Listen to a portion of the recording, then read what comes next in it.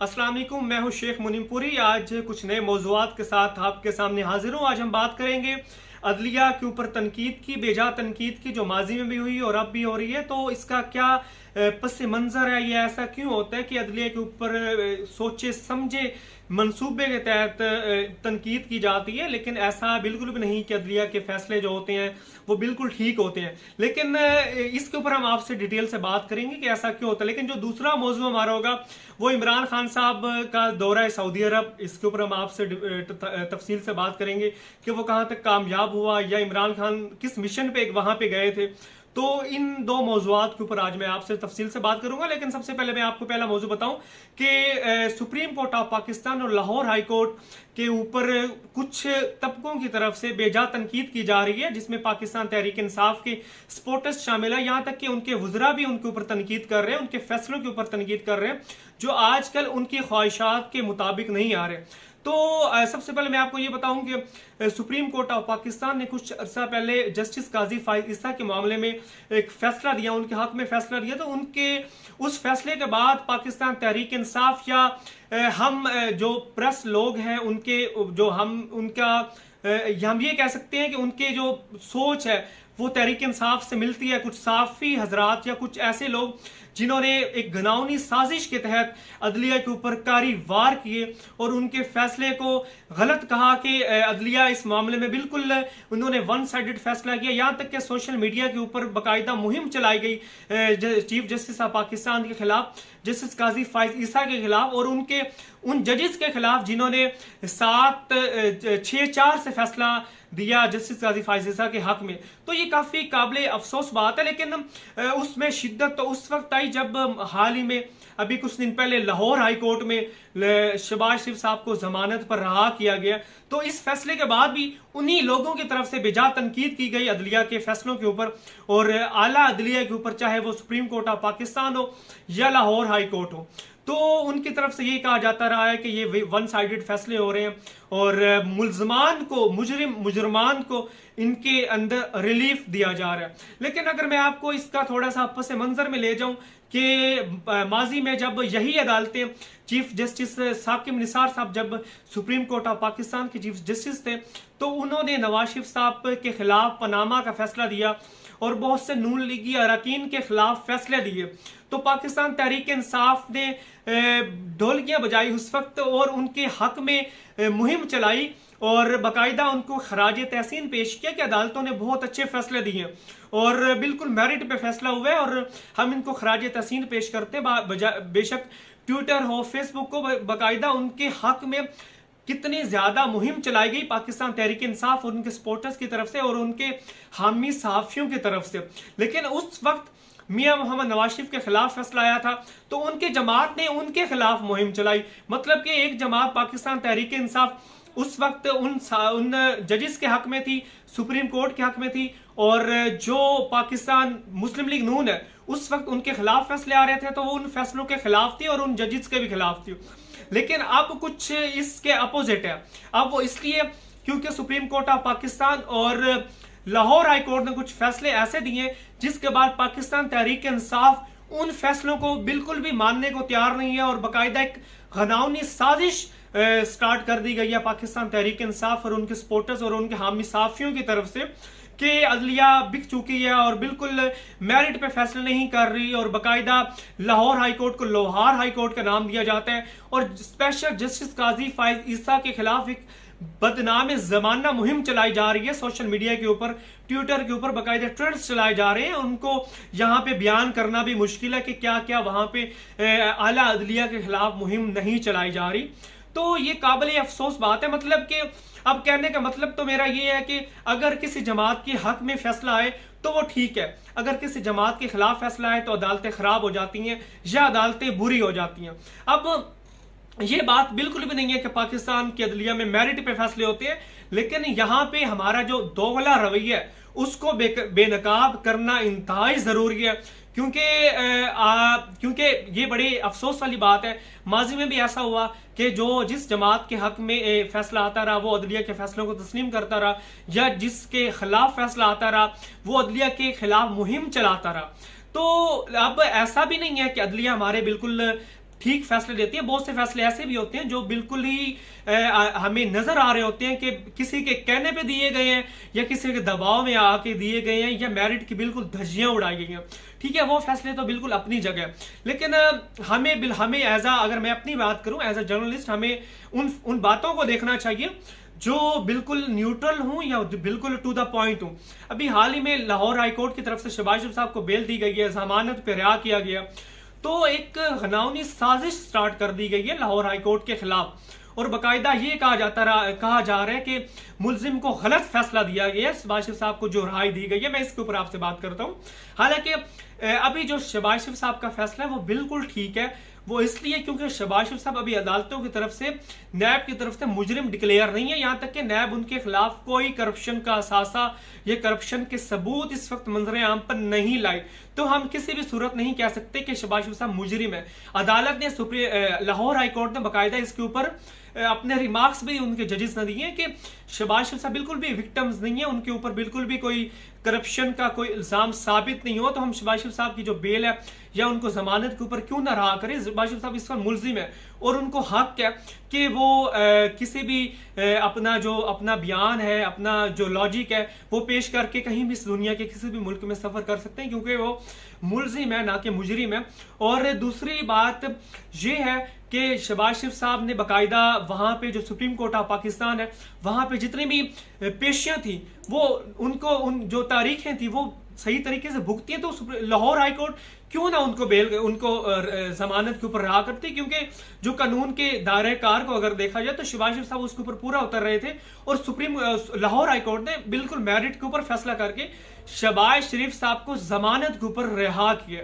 तो इसके ऊपर हमारे कुछ लोगों की तरफ से एक मुनाज़म प्रोपेगेंडा किया जा रहा है, मतलब कि उनके हक में फैसला आए या उनकी ख्वाहिशात के मुताबिक फैसला आए तो वो ठीक है, अगर उनके हक में या उनकी ख्वाहिशात के मुताबिक फैसला ना आए तो वो गलत है। जैसे मैंने आपको पहले कहा कि सुप्रीम कोर्ट ऑफ पाकिस्तान या बाकी जो हाई कोर्ट्स हैं उनके कुछ फैसले ऐसे होते हैं जो मुतनाज़ा होते हैं, लेकिन हम हर फैसले को भी हमें मुतनाज़ा नहीं करना चाहिए। कुछ फैसले ऐसे होते हैं जो हमें बिल्कुल नजर आ रहे होते हैं कि वो मेरिट के ऊपर फैसला हुआ है, लेकिन कुछ फैसले ऐसे भी होते हैं जो बिल्कुल किसी के दबाव में आकर दिए जाते हैं या किसी के कहने पे दिए जाते हैं। इसमें कोई दो राय नहीं है कि नवाज शरीफ साहब का जो फैसला साकिब निसार साहब ने दिया था वो किसी के दबाव में आकर दिया था, जिसका जज बशीर अरशद मलिक या बहुत से जजेस ने एतराफ भी किया, जिसमें शौकत सदीकी साहब ने हमें रिमार्क्स दिए थे। तो ये तो हमारे पास इन बातों के सबूत है, तो हम ये नहीं कह सकते कि वो फैसला ठीक था और ये गलत है, क्योंकि जजेस का सुप्रीम कोर्ट ऑफ पाकिस्तान या हाई कोर्ट्स का फैसला होता है, काम होता है कि मेरिट के ऊपर फैसले लेना, ना कि किसी के दबाव में आके फैसले लेना, ना ही किसी के ख्वाहिशात में आके फैसले लेना। जो हमारा सेकंड मौजू है वो है वजीर आजम इमरान खान का दौरा सऊदी अरब। उन्होंने अभी हाल ही में दौरा सऊदी अरब किया। अब ये इंतहा इंपॉर्टेंट दौरा है, जहां पे इस दौरे में उन्होंने अपना उसे जो रोज़ा मुबारक है, रोज़ा रसूल पाक सल्लल्लाहु अलैहि वसल्लम है, वहां पे उन्होंने बाकायदा वहां पे हाजिरी भी दी और उम्रे की सादत भी हासिल की है। तो लेकिन हम इससे पहले इस दौरे की अहमियत और इसके मकासद के ऊपर बात करेंगे कि आखिर ये जो दौरा है ये कहां तक कामयाब हुआ या इसका करने का क्या मकसद था। तो सबसे पहले मैं आपको बताऊं कि इस दौरे से पहले हमारे जो वजीर खारजा शाह महमूद कुरैशी साहब या वजीर आजम या हमारे chief of army staff general Qamar Javed Bajwa, उन्होंने सऊदी अरब का वहां पे विजिट किया वजीर आजम इमरान खान के दौरे करने से पहले, और उनकी क़यादत को कुछ राम किया। वो इसलिए उनको राम इसलिए किया क्योंकि हुआ कुछ इस तरह से था कि पाकिस्तान के प्राइम मिनिस्टर, वजीर खारजा या वजीर आज़म इमरान खान की तरफ से कुछ ऐसे इकदाम उठाए गए जिसकी वजह से पाकिस्तान का दरीना दोस्त सऊदी अरब पाकिस्तान से काफी नाराज था। तो ये नाराजगी तकरीबन 1.5 साल तक रही है। वजीर आज़म इमरान खान ने अपना जो आखिरी दौरा था सऊदी अरब का वो दिसंबर 2019 में किया था, यानी कि अब 2021 में तकरीबन 1.5 साल इस बनता है। अब मई की बात है, मई में ये दौरा कर रहे हो, तो ये 1.5 साल बाद दौरा कर रहे हैं। इस दौरान पाकिस्तान और सऊदी अरब के जो ताल्लुकात है वो इंतहाई कशीदा रहे, और यहाँ तक के जो दिसंबर 2019 में मुआहदे हुए थे वज़ीर आज़म इमरान खान और सऊदी अरब के जो वहाँ पे उनका वो बादशाह हैं सुलेमान फरमा, जो उनके सुलेमान है बादशाह सुलेमान, किंग सुलेमान, तो king Salman Abdullah, I think, अगर मैं गलत नहीं हूं तो उनके दरमियान कुछ मुआहदे हुए थे। तो वो मुआहदे भी इस जो दौरान है, इस 1.5 साल में, तकरीबन 1.5 साल का अरसा बनता है, तो इस दौरान वो जो मुआहदे हुए थे वो भी सऊदी अरब ने जो पाकिस्तान के साथ किए थे उनके ऊपर भी उसने बिल्कुल स्टॉप उनको कर दी, यानी कि पाकिस्तान और सऊदी अरब के जो ताल्लुकात थे वो बिल्कुल मुनक़ता हो गए थे। अब वहां पे कुछ जो पाकिस्तान और सऊदी अरब के ताल्लुकात है वो बहाल हो रहे हैं। अब यहाँ पे सवाल ये पैदा होता है कि आखिर ये ताल्लुकात खराब क्यों हुए थे। पाकिस्तान और सऊदी अरब के जो ताल्लुकात है वो खराब इसलिए हुए थे क्योंकि सऊदी अरब पाकिस्तान से कुछ मामलात में हेल्प लेना चाहता था, जो पाकिस्तान ने पहले ही मना कर दी थी। नवाज शरीफ साहब के दौर में भी यमन के इशू पे उन्होंने कुछ पाकिस्तान से हेल्प लेने का इरादा किया, लेकिन पाकिस्तान ने दो टोक अल्फाज में कहा कि हम किसी भी जंग में अब कूदना नहीं चाहते, और अब भी ऐसा ही था। और पाकिस्तान ने इस दौर में इमरान खान की क़यादत में एक ब्लॉक बनाया गया था, ईरान, सऊदी अरब, तुर्की, मलेशिया को मिलाकर। तो पाकिस्तान ने OIC मतलब कि जो इस्लामी तंजीम है उसके बरक्स से ब्लॉक बनाया गया था, जिसको तुर्की, मलेशिया और पाकिस्तान और ईरान इसमें शामिल थे। तो सऊदी अरब को ये बात बिल्कुल पसंद नहीं थी। उसने ये सोचा कि पाकिस्तान एक ऐसे ब्लॉक में शिरकत कर चुके या बना रहे कि जो हमारे खिलाफ है या हमारी उमंगों के खिलाफ है। तो सऊदी अरब के साथ पाकिस्तान के जो ताल्लुकात है यहाँ काफी गर्म हो गए और कशीदा हो गए, और